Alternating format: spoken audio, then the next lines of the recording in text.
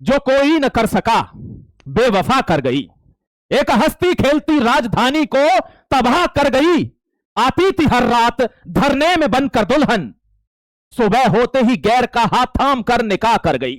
Hello नमस्कार, जय हिंद, वंदे मातरम। स्वागत करता हूं अब जीतेंगे पर। दोस्तों ध्यान रखना, गहराई की बातें बोलूंगा, समझने का प्रयास आपको करना है, ध्यान रखिएगा, क्योंकि मुल्क में हर तरीके के बंदे रह रहे हैं।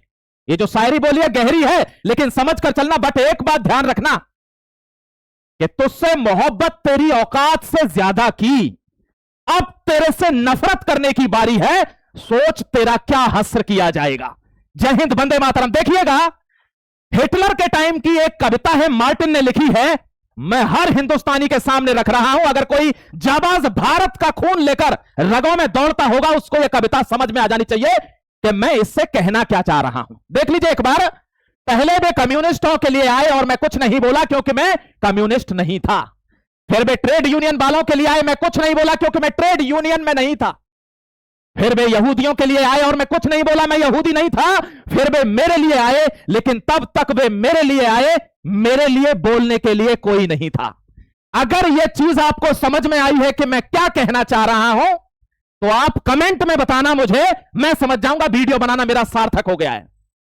आप बड़े खुशनसीब हैं जनाब, जो खड़े होकर कहते हैं कि भारत को नेपाल बना देंगे, बांग्लादेश बना देंगे। यहां के जितने भी मंत्री हैं, नेता हैं, भारत के प्रधानमंत्री हैं, राष्ट्रपति हैं, सबको शरण लेनी पड़ेगी दूसरे देशों में, यह हालत हो जाएगी। बड़े खुशनसीब हैं जो अभी इनकी सरकार चल रही है, जिनका नेतृत्व कर रहे हैं भारत के प्रधानमंत्री नरेंद्र मोदी। बड़े बदनसीब हो जाओगे जिस दिन यह मॉडल लागू हो जाएगा, क्योंकि तुम्हारी 7 पुश्तें, चैलेंज तो छोड़िए, तुम चू ही कर देना और नाम बदल देना मेरा, ध्यान रखना। और गलत कह रहा हूं तो कमेंट में लिख देना। इस आर्टिकल को ध्यान से देख लेना, परखच्चे खोलेगा, एक एक धागा रील में से निकालेगा, उधेड़ेगा। ये भारत के प्रधानमंत्री हैं, कल लाइव आते हैं। पहले ट्वीट किया, मैंने उस पर वीडियो भी बनाया, आपने देखा होगा, और फिर लाइव आए रात को, क्योंकि इंटेलिजेंस की बहुत बड़ी रिपोर्ट आ रही है और वे सबूत यहां दिखाऊंगा। आर्टिकल को ध्यान से देखना। और पहले कह चुका हूं दोस्तों, इतने सन्नाटे पिए हैं मेरी समात ने कि अब जो कह दूं तो आवाज पर निशाने लग जाएं। और जो न्यूज देखकर न्यूज पढ़ने वाले हैं, सुना दो जियो पॉलिटिक्स के किस्से, तो ये सारे लौंडे पैर दबाने लग जाएं। ध्यान रखना मेरे भाई, news reading and between the headlines, जो न्यूज को देखकर कहता है कि ये हो रहा है, आज ये सही हो गया, कल ये खराब हो गया, आज ये अच्छा था, कल ये अच्छा है, वे एनालिस्ट नहीं होते, वे रीडर होते हैं। आगे क्या होने वाला है, पीछे बैकग्राउंड में क्या कनेक्टिंग डॉट्स चल रहे हैं, यह कहानी जुड़ती कहां से है, they are called geopolitical analyst. ध्यान रखना। देखिए, यह व्यक्ति भारत के प्रधानमंत्री हैं, लाइव आते हैं और कहते हैं कि भाई मैं रिक्वेस्ट करता हूं, मैंने फास्ट ट्रैक कोर्ट बनवा दिए हैं, इसकी पूरी तह तक जाएंगे, इसको खत्म करेंगे। हालांकि मैं आपको बता देता हूं कि ये लेट हैं, इनको यह काम पहले करना चाहिए था, लेकिन प्रेशर इतना डेवलप हो गया कि अब आपको दिन में 2 बार आना पड़ा, और ये सीख होती है। ध्यान रखना, कोई आदमी 100% परफेक्ट नहीं है। अगर आपसे गलती हुई है तो आगे के लिए सीख लीजिए कि बातचीत का रास्ता अपनाना पड़ता है। अब मैं आपको बताता हूं दोस्तों, मेरा भारत आज प्रोटेस्ट के दौर से गुजर रहा है। आप कहेंगे सर एक ही तो प्रोटेस्ट हो रहा है, यही तो नादानी है, यही तो हमारा बचपना है कि हम कनेक्टिंग डॉट्स को नहीं देख रहे, हम देख नहीं रहे देश में चल क्या रहा है। मेरे दोस्त, प्रधानमंत्री रात को 12 बजे लाइव आकर कहते हैं कि हमने फास्ट ट्रैक कोर्ट कर दिए हैं। बच्चों का पेपर लीक होने का घोर पाप है, यह एक तरह से बट्टा है किसी भी सरकार पर, ध्यान रखना। अब इसके बाद क्या हुआ, जब इतनी बात हो गई और यहां पर जो आदमी सबसे ज्यादा प्रबल था, जिसके ऊपर देश के कोने कोने से एसएससी जीडी का, दिल्ली पुलिस का, रेलवे ग्रुप डी का, हर तरीके का बच्चा दिल्ली में पहुंच गया, इस आदमी के नाम पर कि यह आदमी अच्छा है, दिल्ली में पहुंच गया। कल इस आदमी ने अनशन तोड़ दिया, यानी 26 दिन के बाद इनको जूस दिया गया, इन्होंने जूस लेके अनशन तोड़ दिया। इनकी पत्नी राजी है, उन्होंने कहा है कि सरकार ने हमें भरोसा दिया है और मुझे तुरंत इस पर एक्शन चाहिए, बच्चों के पेपर लीक ना हो। यह जेन्युइन बात है, यह बच्चों की बात को ऐसे दबाया नहीं जा सकता। यह हकीकत बात है कि उनके साथ गलत नहीं होना चाहिए, सालों साल तैयारी करने के बाद यह नहीं होना चाहिए, यह सरकारों को अकाउंटेबिलिटी लेनी पड़ेगी। अब जब यह अनशन खत्म हो गया तो यहां नीचे मातम क्यों है, ये मातम क्यों है, यहां ये ट्वीट क्यों आया है कि thank you very much sir, आपने अब तक बहुत साथ दिया, आप हमारे लिए बहुत इंपॉर्टेंट हैं, आप अनशन तोड़कर अलग हट जाइए, अभी ये चलता रहेगा। मेरे भाई जानते हो, सरकार हर फ्रंट पर बात करने के लिए तैयार है, हर चीज तैयार है। शायद मुझे लगता है अभिजीत दीप के विदेश में पढ़ रहा था, विदेश से पढ़कर यहां आया है, जानता नहीं है भारत के राजतंत्र में, भारत के डेमोक्रेसी में बातचीत करने का एक तरीका होता है। ऐसा नहीं होता है कि पूरी मशीनरी उठ के जंतर मंतर पर आ जाएगी और वहां टाट पट्टी लगाकर वहां बात होंगी। ऑफिशियल बातचीत होती है। अब यह बंदा, इसको मैसेज आ गया है कि बांगचुक का विकेट गिर चुका है, धरना नहीं रुकना चाहिए। ऐसा दशकों में एक बार होता है, बार बार यह भीड़ नहीं जमा होगी यहां। मैं उस हर बच्चे से हाथ जोड़कर विनती करता हूं, मेरे देश के वासियों, मेरे देश प्रेमियों, मुझे अपना छोटा बड़ा जैसा भाई समझना हो समझो, आप समझने का प्रयास करो। आपका यह जो मुद्दा है बड़ा पवित्र है, the sacred cause you have, लेकिन इसको गंदा किया जा रहा है, मंसूबों के चलते आपका फायदा उठाया जा रहा है। आप समझने का प्रयास करें। हर मां बाप से भी हाथ जोड़कर विनती है कि अपने बच्चे को समझाएं कि कल को उस पर रहने से लग जाएगा, उसकी लाइफ खराब हो जाएगी, क्योंकि ये सब ये चाहते हैं कि ये जितने भी मासूम बच्चे हैं दिल्ली में, ये सब उमर खालिद की तरह जेल में जाएं, देश विरोधी काम करें, इन पर रहने से लगे एफआईआर हो और इनका आगे का करियर रुक जाए। और जब करियर रुकता है तो आदमी में रोष आता है, वो देश के प्रति खड़ा हो जाता है, खराब एक्टिविटीज में इन्वॉल्व हो जाता है। आप समझिए लोगों को भड़काया कैसे जाता है। फिर एक बार विनती कर देता हूं, भारतवासी होने के नाते, डैम सनातनी होने के नाते आपसे फिर रिक्वेस्ट करता हूं, आप समझिए। मैंने वो कविता सुनाई है, योगी आदित्यनाथ साहब का फोटो बगल में लगाया है, ऐसे ही नहीं लगाया। ध्यान रखना मैंने क्या कहना चाहा मेरे दोस्त। अब आपको बताऊं, जब उनका अनशन टूट गया, सब काम हो गया, तो प्रोटेस्ट बंद हो जाना चाहिए ना, लेकिन नहीं। दीपिका का कमेंट आ गया कि प्रोटेस्ट बंद नहीं होगा। अब मैं आपको बता देता हूं मैसेज कहां से आया है, समझ लीजिएगा। Mizoram Congress protest against proposed FCRA amendment. आप कहेंगे सर प्रोटेस्ट में एफसीआरए कहां से चल रहा है? अरे मेरे दोस्त, मैंने पहले ही कहा था ना तुमसे कि जामवंत के बचन सुहाए, सुन हनुमंत हृदय अति भाए। आपको लोग प्रोपेगेंडा में फंसाते हैं, जो उनका अपना प्रोपेगेंडा है वो वही चीज, सुहावनी चीज आपको बताएंगे। राष्ट्र कहां से खतरे में है वे चीज नहीं बताई जाएगी, वे अनकैच्ड न्यूज रहती हैं। देख लीजिएगा ध्यान से, जिससे किसी भी मुद्दे से भटको नहीं और जेन्युइनिटी आपके सामने आ जाए। मिजोरम में कांग्रेस प्रोटेस्ट कर रही है किसके लिए? एफसीआरए बिल के लिए। और इसकी धज्जियां खोलूंगा, आज आप कमेंट में लिख के जाएंगे कि thank you very much sir, मैं लाइफ टाइम तक अब जीतेंगे को छोड़ूंगा नहीं, क्योंकि मैं समझ गया हूं अगर राष्ट्र के प्रति। और मैं ये कह रहा हूं, एक चीज और बता देता हूं, कम से कम 50 चैनलों पर मेरी वीडियो है। ध्यान रखना, एक सिंगल वीडियो एक ही मुद्दे पर मिलेगी और वो होगा मेरा देश। एक सिंगल वीडियो मेरे देश के खिलाफ नहीं मिल सकती आपको। यह मेरी आइडियोलॉजी है, मेरे खून में है ये। मैं आज थूक के कल चाटता नहीं हूं, ध्यान रखना।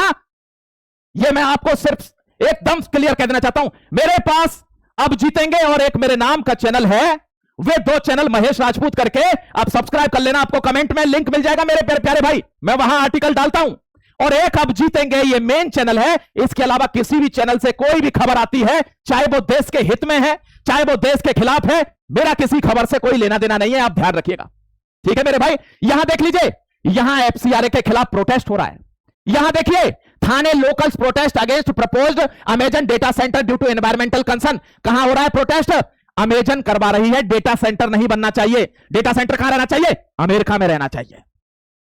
इसके खिलाफ भी प्रोटेस्ट हो रहा है कि एनवायरमेंट को खतरा होगा। इसीलिए तो हमारी सारी इंफॉर्मेशन उनके पास है। आज हम राष्ट्रभक्ति के वीडियो बनाते हैं तो वे वीडियो डिलीट करवा दिए जाएंगे, लेकिन हम देश के खिलाफ वीडियो बनाए तो खूब चलेंगे, धुआंधार। आप देख लीजिए जर्मनी में बैठे हुए लोगों को कहां पहुंच गए वो देश के खिलाफ बोल बोलकर। आइए, anti dam protest spread in Arunachal Pradesh. Arunachal Pradesh के ऊपर तिब्बत वाले इलाके में जो चाइना ने घेरा हुआ है, सैकड़ों डैम बना रहा है चाइना। हर महीने हर साल नया डैम बना रहा है। कोई प्रोटेस्ट हो रहा है वहां पे? नहीं, वे अमेरिका को पीछे करने वाले हैं। लेकिन भारत के अरुणाचल में एक डैम बने तो वहां आंदोलन होते हैं। और आंदोलन क्यों होते हैं यह भी सबूत लेकर आया हूं, खाली नहीं आया होऊंगा, आपको विश्वास है इस बात का। अरुणाचल में आंदोलन हो रहे हैं कि डैम नहीं बनना चाहिए। देख लीजिए और देखिए, यह आदमी पहली बार भारत आता है, मार्को रूबियो है ये, क्रिश्चियन मिशनरीज का काला चिट्ठा धागा खोल रहा हूं आपके सामने। यह आदमी पहली बार भारत आता है और भारत की राजधानी में नहीं आता। कहां जाता है? कलकत्ता जाता है। कहां जाता है? मदर टेरेसा फाउंडेशन मिशनरीज के पास जाता है। ध्यान रखिए मेरे दोस्त, आज इस देश में क्या हो रहा है कि धर्म के नाम पर देश बट गया तो बापू बना दिए गए, और धर्म को कन्वर्ट करने के लिए, सनातनियों को मिशनरीज में कन्वर्ट करने के लिए तो उनको मदर बना दिया गया। अगर ये प्रोपेगेंडे जब खुलेंगे ना तो काले चिट्ठे हर तरफ से खुलेंगे, आप धीरे धीरे समझेंगे। देशवासी एक दिन में नहीं समझता है, मैं भी जानता हूं, और ये मुहिम अंतिम सांस तक चलेगी, आपसे वादा करता हूं। ये देखिए, इसको इतनी टेंशन है एफसीआरए की कि इनको पाला कैसे जाएगा। अगर धंधा बंद हो गया तो आगे आ जाता हूं। लद्दाख में प्रोटेस्ट हुआ, फेल हो गया। किसके लिए हुआ था? 6th शेड्यूल के लिए हुआ था कि लद्दाख की पूरी पावर वहां के लोगों को दे दी जाए और सोनम वांगचुक उनको लीड कर देंगे। उस टाइम पे आपको पता होगा पाकिस्तान का कनेक्शन सामने आया था, एनएसए लगा था, नेशनल सिक्योरिटी एक्ट, और वो प्रॉब्लम जब हुई थी तो हमको पता था कि चाइना अंदर घुस जाएगा और फिर कुछ नहीं कर पाओगे आप। वो 10-20-50 किलोमीटर भी अंदर घुस गया तो कैसे खदेड़ोगे? ये फेल हो गया। यहां मंसूबे काम नहीं आए। यहां देखिए बांग्लादेश में ममता बनर्जी के कोई मंसूबे काम नहीं आए, प्रधानमंत्री तक का लालच दे दिया। अब ऐसी फेंसिंग करा दी है, ध्यान रखना मेरे दोस्त, तिरुपति फेंसिंग करके एक कंपनी है, उसने इस तरीके की फेंसिंग बनाई है, भारत के लिए बहुत गजब की खबर है कि ना उसमें आदमी के हाथ फंसेंगे और ना उसमें पैर की ग्रिप बनेगी, मतलब इस पर चढ़ा भी नहीं जा सकता है। सल्यूट करता हूं इंडियन डिफेंस को, सल्यूट करता हूं बीएसएफ को, यह फेंसिंग बनाने के लिए। बांग्लादेश का किस्सा हमको खत्म करना है, यह फ्रंट भी फेल हो गया मेरे प्यारे भाई। देखिए US law makers voice concern over proposed changes in India FCRA. US के जो कानूनविद हैं, लॉ मेकर हैं, वे टेंशन में हैं कि इंडिया के एफसीआरए को रोकिए, इसमें चेंज नहीं होना चाहिए। यार तुम केवल यह समझ रहे हो कि यह दिल्ली के कनॉट प्लेस तक का मामला है, यह वही समझेंगे जो मूर्ख हैं। ध्यान रखना, जो बंदा देश के प्रति भावना रखता होगा वो प्रयास करेगा कनेक्टिंग डॉट्स को कि ऐसा क्यों हो रहा है कि अमेरिका की दोनों anti party, Republic party, democratic party, दोनों एक दूसरे के साथ आ गई हैं, ऐसा क्यों? भारत का ऐसा कौन सा लॉ है वो समझाऊंगा आपको, ध्यान रखना। ये देखिए मेरे दोस्त, ये देख लीजिए, ये कहां से, ये नेपाल से खबर आ रही है। Support us and we will come to Jantar Mantar to change the regime in India like just Nepal. आप समझ रहे हो यह हल्का मामला है? ये नेपाल से जो जेनजी प्रोटेस्ट हुआ था वो कह रहे हैं हमको सपोर्ट करिए अंदर आने के लिए और हम रेजिम चेंज कराएंगे, तख्ता पलट कराएंगे जैसे नेपाल में कराया था। कौन है ये कौन है? आपको नहीं पता क्या? नहीं पता है तो पता करिए कि ये कौन है और तभी देश बच पाएगा। ये भी लिख के दे देता हूं, ये देखिए, the issue return decade after. ऐसा दशकों बाद वापस आता है कि इतने लोग जमा हो जाएं किसी के कहने पर। सीजेपी ने प्रोटेस्ट किया था, 250 लोग नहीं आए थे जंतर मंतर पर। यह फिर भी भारत के विद्यार्थी की ताकत थी कि 50,000 से 1 लाख लोग वहां जमा हो गए। लेकिन वे आए तो सही काम के लिए थे, बट उनको यूज कर लिया गया, उनको पॉलिटिकल एजेंडा बना दिया गया और वे बच्चे वहां से भागे। लेकिन जिनको बरगला दिया गया वे फंस रहे हैं और इस बात का दुख है मेरे प्यारे भाई। फिर समझाता हूं, समझने का प्रयास करिए, प्रोपेगेंडा को समझिए कि देश के खिलाफ कोई चीज हो रही होगी वो आपके हित में नहीं जाएगी। अगर आपको कोई बरगला रहा है बाहर से, अगर आपको खाना फ्री में दे रहा है, क्या सोच रहे होंगे? हंस रहे होंगे बहरीन और कतर और कनाडा में बैठे हुए देशद्रोही वे खालिस्तानी कि देखो कैसी जनता है, खाने पे ही मर गई। अभी इस खाने में ही कोई कुछ मिला दे और आपको कुछ हो जाए तो क्या होगा? उसका श्रेय किसके ऊपर आएगा? उसका भी गवर्नमेंट के ऊपर ही फोड़ा जाएगा यह भंडा कि तुम्हारी वजह से अगर यह ना होता, यहां बच्चे ना आते, यह खाना ना खाते, यह क्यों होता? इसलिए आपसे कह रहा हूं, हर अनहोनी से सावधान रहिए। यह बहुत बड़ा षड्यंत्र है, यह छोटा षड्यंत्र नहीं है। देखिए यहां क्या कहा जा रहा है अब, protesters and political parties are demanding accountability while the government says it is ready to the parliament discussion. वो कह रहे हैं पार्लियामेंट डिस्कशन के लिए रेडी है, आपको बातचीत करनी है, कहीं भी रेडी बातचीत करिए। लेकिन यहां से क्या जा रहा है कि हर जिले में एक डिमांड, एक डिस्ट्रिक्ट, पूरे देश में आंदोलन होना चाहिए। समझिए ना, क्या ये अचानक से हो रहा है? पहले से प्लॉटिंग है ये कि कहां कहां होना है, दिखा भी देता हूं। देखिए मैंने आपको व्हाट्सएप के मैसेज दिखाए थे कि जेएनयू में कुछ चलो संसद मार्च के ग्रुप बने हुए थे और उनमें बताया हुआ था कि कौन सा एप्लीकेशन आपको डाउनलोड करना है जिससे अगर सरकार ने वहां इंटरनेट बंद किया होगा तो भी आपसे मैसेज में बात हो पाएगी। ये देख लीजिए, यहां फेल हुआ है ये तंत्र। अगर ये सब रुका होता, ये इतनी अराजकता ना फैलती, पुलिस बड़े आराम से मामले को समेट लेती। लेकिन ये प्री प्लान्ड था, ये सडन नहीं हुआ। क्या सडन होता है क्या? कौन सा एप्लीकेशन है ये सबको पता चल जाए पूरी भीड़ को कि आप बिना इंटरनेट के भी बातचीत कर रहे हो, अपना मैसेज कन्वे कर दे रहे हो कि इधर आ जाओ, यहां से गाड़ी पलट दो।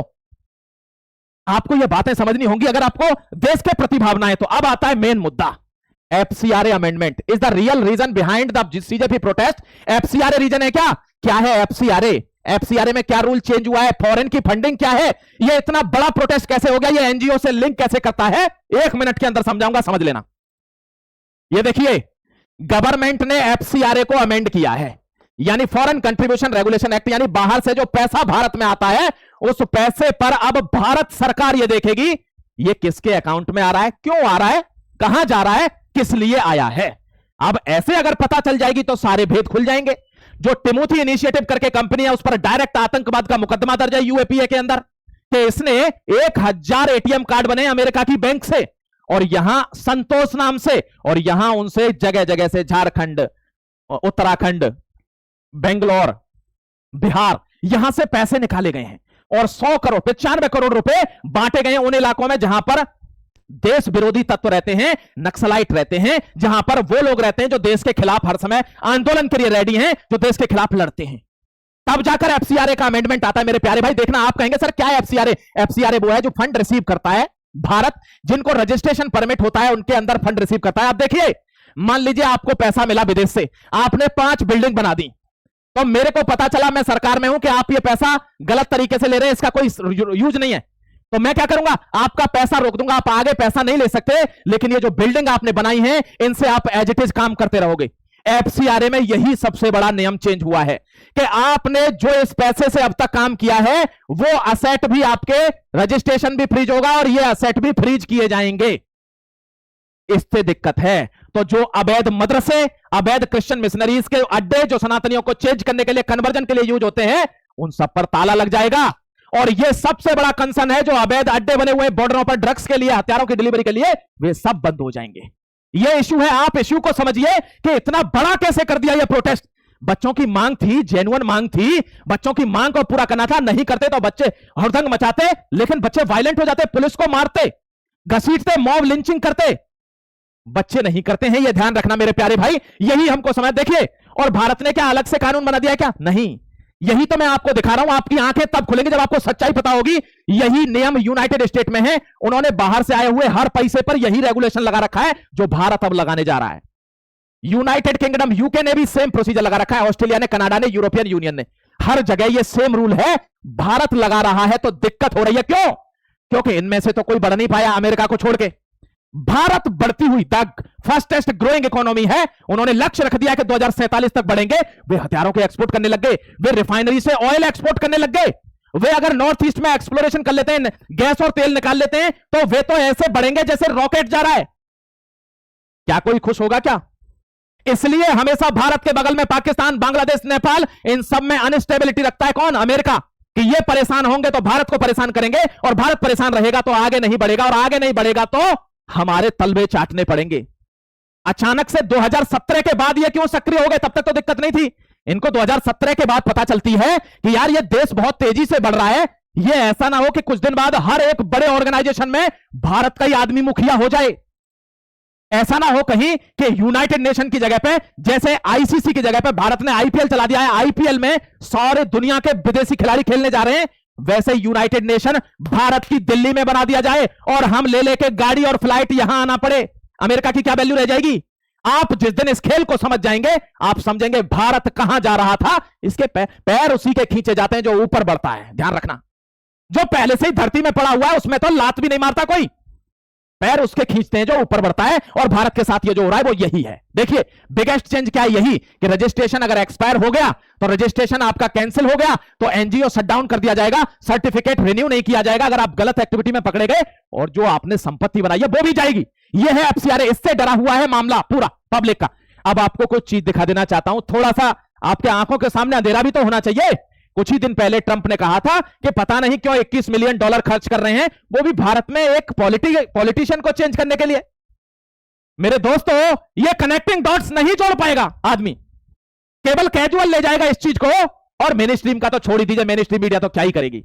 ये बंदा खुलेआम पर सबूत दे देता है कि $21 मिलियन इंडिया में क्यों खर्च करना चाहते हो, वो भी एक पॉलिटिशियन को चेंज करने के लिए। क्योंकि इनको पता है कि भारत कहां था, भारत कहां जाएगा, और इस बात से धड़ धड़ जमीन हिल रही है। क्योंकि राष्ट्रवादी एक तरफ खड़ा हो गया है। बात जब हिंदुस्तान की होगी तो हिंदुस्तानी कहीं भी होगा पूरी दुनिया में रहेगा किसकी तरफ? हिंदुस्तान की तरफ। बस दुख है तो इस बात का कि इसी पवित्र मुल्क में गद्दार भी शामिल हैं। वे मिले हुए हैं, उनको ढूंढना पड़ेगा मेरे प्यारे भाई, काम ऐसे नहीं चलेगा। देखिए, 55,000 करोड़ का फंड रिसीव किया है एफसीआरए में, 13,500 एनजीओ के अंदर। क्या सरकार एफसीआरए नहीं लाए? सबसे पहला बिल ही एफसीआरए का था। और एक चीज और बता देता हूं, किसी ने बताई हो ना बताई हो, ये 15 कब, ये जो प्रोटेस्ट है वो 15 अगस्त तक चलने की संभावना, 15 अगस्त तक का मैसेज है सीजेपी के पास कि ये 15 अगस्त तक चलाना है ये प्रोटेस्ट। क्योंकि 15 अगस्त को क्या है? हमारा स्वतंत्रता दिवस है। पूरी दुनिया को पता चलना चाहिए कि भारत की क्या इमेज है, कहां है, इंटरनेशनल मीडिया उसको कवर करे। ये मंसूबों को समझिए। क्यों ये प्रोटेस्ट आगे बढ़ाया जा रहा है? क्योंकि इसको 15 अगस्त तक लेकर जाना है। ये मैसेज है। सोनम वांगचुक गया, अब इसको कौन आगे बढ़ाएगा? पैसा लो लेकिन हटो मत। बच्चों से फिर एक बार रिक्वेस्ट है, अपने मां बाप की तरफ देखिए, अपने कामों में ध्यान दीजिए। कांग्रेस या किसी और पार्टी की, अन्य पार्टी की तरह ऐसे मत भागिए रोड पर जैसे कि आप पर कोई काम नहीं है। आपके पीछे बहुत सारी चीजें हैं, देश को आपकी जरूरत है मेरे प्यारे भाई। एक चीज और बताता हूं आपको, देखिए, रेड सर्किल, ग्रीन सर्किल और ब्लू सर्किल। रेड सर्किल कौन है? कम्युनिस्ट और लेफ्टिस्ट, यानी वे लोग जो डेवलपमेंट को रोकते हैं। आंदोलनों की हकीकत बता रहा हूं, इन आंदोलनों ने भारत की जीडीपी को, देखो मैं आगे बताता हूं आपको, देखिए 4.6% टू 2.5% जीडीपी का नुकसान होता है इन आंदोलनों की वजह से। और ये किस लिए किए जाते हैं? एफसीआरए से एनजीओ को फंड आता है, वो फंड इनको पैसा बांटता है और जीडीपी को रोका जाता है। अरे आप देखिए ना, अंडमान निकोबार में हम चाइना की ऐसी तैसी करे दे रहे हैं, मलक्का स्टेट पर कब्जा कर रहे हैं, उस एरिया पर डोमिनेंस बना रहे हैं। आपको क्या लगता है इस प्रोटेस्ट में चाइना का एंगल नहीं है? वीडियो लंबा हो जाएगा इसलिए लेकर नहीं आ रहा, केवल अमेरिका को डिस्कस कर रहा हूं, ध्यान रखना मेरे भाई। ये बंदा क्या कहता है, देखिए, इनको गिरफ्तार क्यों नहीं करती है पुलिस? ये कहता है कि अब देश का फैसला संसद से नहीं, सड़क से होगा। देश का फैसला अब कानून से नहीं, रेसिस्टेंस से होगा। ये क्या है? ये वही बयान है जो इन देशों में तख्ता पलट हुए वहां के नेताओं ने दिए हैं। इमीडिएट अरेस्ट होने चाहिए, सख्त कानूनी कार्रवाई होनी चाहिए। बात देखिए, बात जब तक किसी नेता पर है गाली दीजिए खूब, ऐसी तैसी करिए, कोई इशू नहीं है। बात किसी मंत्री पर है, खूब गाली दीजिए, बात छोटे मोटे लेवल पे कोई बात नहीं। बात अगर नेशनल सिक्योरिटी पर है, मातृभूमि की टुकड़ों पर आ गई है, तो आपको एक होना पड़ेगा, कठिन निर्णय लेने होंगे और आपको लागू करना होगा। ये देखिए, ग्रीन ट्रिब्यूनल, ये द ग्रीन पीस, ये एनजीओ है, यहां पैसा आता है विदेश से, और ये क्या क्या रोकता है? भारत में माइनिंग रोकता है, न्यूक्लियर एनर्जी रोकता है और जीएमओ रोकता है। कुंडनकुलम वाला nuclear power plant data hack क्यों हुआ? क्योंकि ऑस्ट्रेलिया से हमने डील करी है, कितनी तगड़ी डील करी, हम 800 साल तक वहां से बिजली बना सकते हैं। ये एनजीओ इसके खिलाफ काम कर रहा है, कैसे? अरे इससे तो बहुत प्रदूषण हो जाएगा। ग्रीन पीस, इनको एफसीआरए से पैसा मिल रहा है, इनकी कोई अकाउंटेबिलिटी, इसलिए सरकार ये बिल ला रही है। मैं समझता हूं आपको समझ में आ गया होगा प्यारे भाई, नहीं आया है तो कमेंट में लिखना यार, आ गया होगा तो भी लिखना, मैं आपसे रिक्वेस्ट करता हूं मेरे दोस्त। ये देखिए, भारत में ये देखिए, लद्दाख, जम्मू कश्मीर, दिल्ली, पंजाब, राजस्थान, ये बिहार, ये कौन है दोस्तों? कलकत्ता, ये क्या है? महाराष्ट्र, ये क्या है? आंध्र प्रदेश, और यहां तमिलनाडु है। देखिए, ये है प्रोटेस्ट की लिस्ट। आपको लगता होगा कि प्रोटेस्ट हुआ दिल्ली पर और पहले ही दिन विदेश की मीडिया आ गई, अचानक से आ गई क्या? या मीडिया यहां घूमने आई थी? ये प्री प्लान्ड था। अमेरिका को 17 तारीख को पता था, उनकी एम्बेसी ने कह दिया कि 20 तारीख के बाद भयंकर डेमोन्स्ट्रेशन होगा दिल्ली की राजधानी में, तो हमारे जो सिटीजन होंगे, जो वहां अमेरिकन लोग हैं, वे अलग हट जाएं उस एरिया से। आप क्या समझते हैं ये प्री प्लान्ड होते हैं? आप समझ रहे होंगे कि ये ऐसे ही हो रहे हैं अचानक से, नहीं। देख लीजिए, इनकी पूरी कहानी है कि कब संसद मार्च होना है, कब रील होने, हर चीज। और कहां पर कोऑर्डिनेट हुआ है? वो व्हाट्सएप के ग्रुप, संसद चलो कोऑर्डिनेशन ग्रुप। मेरे दोस्त समझना तो पड़ेगा। देखिए, ये तस्वीरें आ रही हैं, ये लोग यहां से अपडेट भेज रहे हैं कि क्या चल रहा है दिल्ली में।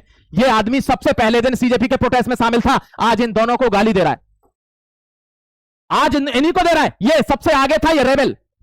अब आपको बताता हूं, देखिए, ये आम आदमी पार्टी के लोग हैं। इन्होंने क्या कहा था? इन्होंने कहा था कि हमारी सरकार में अगर कोई पेपर लीक होता है, हम सबसे पहले इस्तीफा ले लेंगे।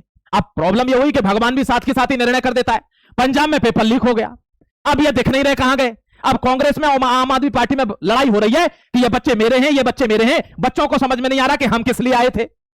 ये इशू हो गया, इसलिए हाथ जोड़कर विनती कर रहा था कि आप प्रोपेगेंडा को समझ जाइएगा। ये देखिए, ये सारे पेपर लीक हैं और ये राज्य सरकारों के पेपर लीक हैं, और यहां एक भी जगह पर ऐसी बात नहीं है कि ये जो पेपर लीक है इसका जस्टिफिकेशन करना चाहिए, कभी जीवन में नहीं। एक पेपर लीक नहीं होना चाहिए, लेकिन जिनके घर शीशे के हैं वे किसी पर पत्थर ना फेंकें। इन सरकारों ने दूध का धुला हुआ काम नहीं करा, इन लोगों ने भी चीजों को ऐसे ही दबा दिया जैसे आज ये दबाया गया। लेकिन भारतवासी होने के नाते हमको सरकारों पर डिपेंड नहीं रहना है, हमको राष्ट्र के हिसाब से चलना है कि हमारा देश कहां सुरक्षित है। ध्यान रखना मेरे प्यारे भाई। ये देखिए, पहली बार ऐसा नहीं है कि पहले बांग्लादेश के साथ अमेरिकी सैनिक नहीं आए हैं, लेकिन ऐसा पहली बार हो रहा है कि बांग्लादेश और अमेरिका के सैनिक इस जगह पर मिले, कहां? इंडियन बॉर्डर पर। अब भारत की विडंबना समझिए प्यारे भाई, आप देखिए ना किसके से। देखिए, ये भारत के पुलिस ऑफिसर हैं, ये क्या कह रहे हैं? 480 पाकिस्तानी हैंडल्स हैं जिन्होंने ये खबर फैलाई है कि पुलिस पीट रही है, ये पीट रही है, ये बर्बरता हो गई, ये हो गई, और उन पर अब नकेल कसी जा रही है। आप समझिए ना कितने फेक अकाउंट चलते हैं। 50 फेक अकाउंट से तो हमको भी नीचे लोग गाली लिख देते हैं, आपने देख लिया होगा, आप भी देख लेना। इनको समझने का प्रयास करिए कि देश को तोड़ने की जब आपको पता चलती है आपके घर में फूट है, तो पड़ोसी सबसे पहले निकल कर आता है कि मौज लेते हैं। देखिए दोस्तों, अब वकील इसके सपोर्ट में आ गए हैं, और ये कैबिनेट मिनिस्ट्री में ये जो मीटिंग हुई है उसमें कह चुके हैं कि जिन लोगों को इस केस के अंदर गिरफ्तार किया जाएगा वे बाहर से फंडिंग प्राप्त लोग हैं, तो उनके लिए बड़े बड़े वकील किए जाएंगे। तो दिल्ली पुलिस को एनएसए के लिए इसीलिए कहा गया है कि अपने हिसाब से कार्रवाई करना। बड़े बड़े वकील किए जाएंगे उनको बचाने के लिए। ये मुल्क में ही बैठे हैं जो वकील करेंगे। लिखना कमेंट सेक्शन में अगर आप जानते हैं ये बात। तो यहां देखिए दोस्तों, ये देखिए, ये जो मार्च है, चलो संसद मार्च, इस मार्च की जांच हो रही है कि आखिर ये प्रोपेगेंडा कैसे बना, किस तरीके से बना। यहां पर जो वहां की संसदों में हुआ था बांग्लादेश और नेपाल वाली में, क्या वही फिल्म थी क्या? पूरा रोड मैप ढूंढा जा रहा है। फंसना अब शुरू होगा, देखना। ये है एसीपी। एसीपी को इतना देखिए दोस्तों, ये क्या स्थिति हुई है, मतलब मैं क्या ही दिखाऊं, तो आप सब वीडियो देख चुके होंगे। ज्यादा कुछ ना समझते तो इतना तो समझ लेते कि ये जो पीओके में हो रहा है, ये प्रोटेस्ट इसी टाइम पर इतना जोर क्यों पकड़ रहा है भारत में। क्या पीओके की खबर दबाई नहीं जा रही है? हर एक भारतीय जो खेतों में किसान है, जो रिटायर्ड फौजी है, वो भी इस चीज को समझ रहा है। और हम पढ़े लिखे नई जनरेशन के लोग ये नहीं समझ पा रहे हैं कि पीओके में क्या चल रहा है। इस खबर को बैकग्राउंड में ले जाने के लिए भारत में इंसर्जेंसी हो रही है। लेकिन मैं ये आपसे रिक्वेस्ट ही कर सकता हूं, आप पे थोप तो नहीं सकता। अपना ख्याल रखिए, खुश रहिए। मुझसे कुछ गलती हो गई हो तो माफ कीजिएगा मेरे प्यारे भाई, लेकिन सत्य के साथ खड़ा रहूंगा अंतिम सांस तक। अपनी मातृभूमि, अपने देश के साथ खड़ा रहूंगा। जय Hind, Vande Mataram, God bless you.